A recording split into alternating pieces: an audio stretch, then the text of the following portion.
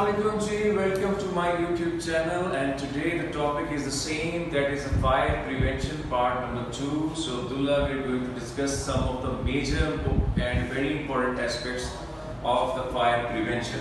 How you can possibly prevent the fire situation on the job facilities or the sites. So let us discuss one by one. So fire prevention is the topic right now, and the uses of portable firefighting equipment. This is the part 2. That is a very important part of this chapter, because if you do not know how you can use formally the firefighting equipment, you won't be able to train your personnel as well.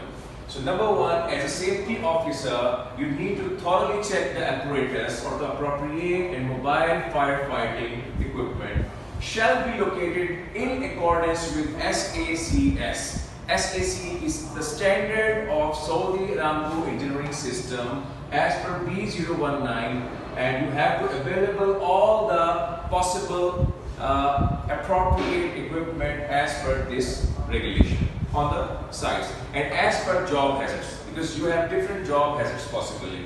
So you have to check the possible potential job hazards there on the sites, and accordingly you have to select your appropriate equipment or portable firefighting extinguishers, right?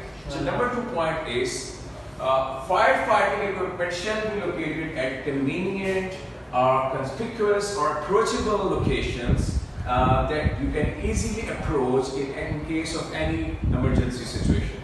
I mean, in case of any fire incident, you should not go or to search for your equipment. You have to install all those equipments in a very, readily available approachable places. So you can easily access those places or locations, and you can perform your activity. So third basic point is all personnel on the site or on the location, they have to be well trained on that equipment. They should know how to use the firefighting equipment in case of any emergency situation, right? They should be aware of the firefighting equipment, and they should aware of the possibility of the usage of the firefight, because the usage, personnel, if they don't want to use it, if they don't know how to use the firefighting equipment, it is useless for you to actually engage all the personnel with the firefighting equipment. So first of all, you have to train them and tell them about the importance of fire prevention equipment, and it has to be installed on the location at a readily available or approachable places. So thank you very much.